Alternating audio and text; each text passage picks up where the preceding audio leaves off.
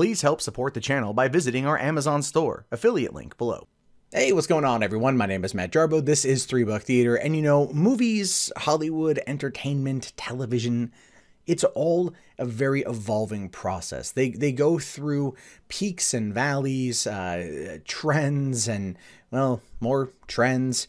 But oftentimes, they're always kind of building what I've always felt they've been building for the future. But lately, it has begun to feel a little bit stagnant in terms of what gets me excited to go to the movies, right? And I think that is probably happening with a lot of people out there, as evidenced by the 2017 box office return. Certain movies did very well. Other movies did horribly for a multitude of reasons. It's never just locked down to one. But in a recent interview, and this is something that Jodie Foster's come under fire for, she basically claimed that superhero movies are ruining Hollywood or ruining movies. Now, this is what she says. Going to the movies has become like a theme park. Studios making bad content in order to appeal to the masses and shareholders is like fracking. You get the best return right now, but you wreck the earth. On the subject of the Marvel Cinematic Universe, she says, it's ruining the viewing habits of American population and then ultimately the rest of the world. I don't want to make $200 million movies about superheroes. Well, fun fact, you don't have to, Jodie. You don't have to make $200 million movies about superheroes. You could star in a $200 million movie about superheroes and get a nice fat-ass paycheck. Then you take that nice fat-ass paycheck, you put that in an escrow account for your production company. You then go out and you find other investors who will match your initial down payment, and then you find and finance your own movies your way. And you are a very talented director. You've made lots of good movies. You then take those movies on the festival circuit, Sundance, Cannes, Berlin, Tokyo, Toronto, you name it, and you get the movie going out that direction. You build up hype, you build up buzz using your name in order to kind of, you know, push out this product, and then it goes out to the small indie art houses, does its initial run there, builds up off of that initial goodwill and good reviews from the project that you made, and then of course it will move to a wide release if you weren't already able to, you know, to basically kind of lock in a wide release from working with a distribution company. Simple. I mean, I just have to say this, Jodie. George Clooney does it. That's why George Clooney did big blockbuster movies in order to go and pay for Good Night and Good Luck and Leatherheads and Monuments Men. And all three of those, I personally feel, are great movies. I love Good Night and Good Luck. I really enjoyed Leatherheads the more I watched it. And Monuments Men, I just truly adored. And those are all George Clooney directing, writing, producing, starring, doing the same stuff you're going to do. You complaining about these movies is kind of dumb. You know, it's kind of dumb. And as a result of that, people have been calling you out. And I think rightfully they've been calling you out, because you have to sit there and look at where things are right now. And just for example, what's your last directing project that's come out?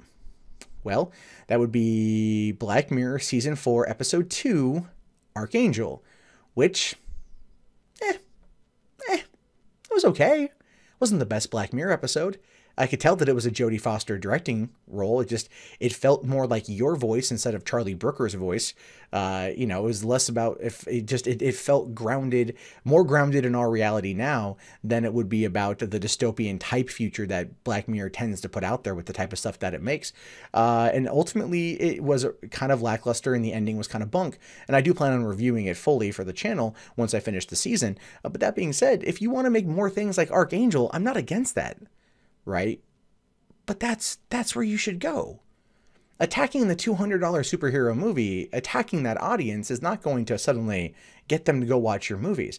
Things have changed. We're in a paradigm shift for entertainment. People like watching, binge watching content. Now you sit here and you attack superhero movies saying that it's ruining the viewing habits of the American population. Whereas we've heard that argument before from people who are anti-binge watching culture. It makes us impatient to wait week to week to watch a show. We want to watch it all right here, right now. So we do it on Netflix. And you are kind of playing into that by having directed an episode of Black Mirror that comes out with 6 episodes all at once and is 100% primed for the binge watching culture. In fact, many people went through the entire series in one day. Kind of makes you a hypocrite, Jodie. It does. It kind of makes you a hypocrite here. And I don't feel bad calling that out because it's true.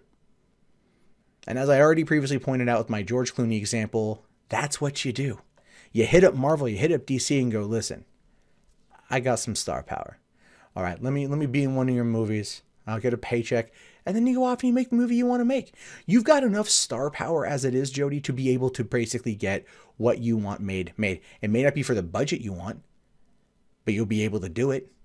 And that says a lot more than people like me, or people like even, Kevin Smith even. I granted him and I are nowhere near connected, but it's like my ability to finance a movie is far minuscule compared to your ability. You have more opportunities to get your projects made. I don't.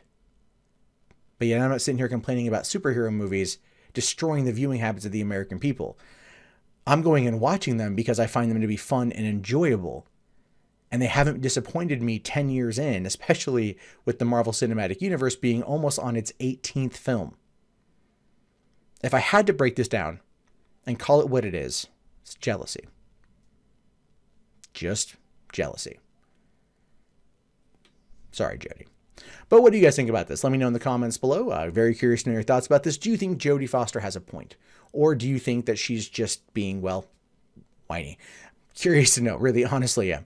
Let me know in the comments below. My name is, of course, Matt Jarbo. This is 3 Buck Theater. If you guys haven't already, thumbs up the video, subscribe to the channel, and check back often for more content from me. In fact, if you want to see more content from me, you can do so right now.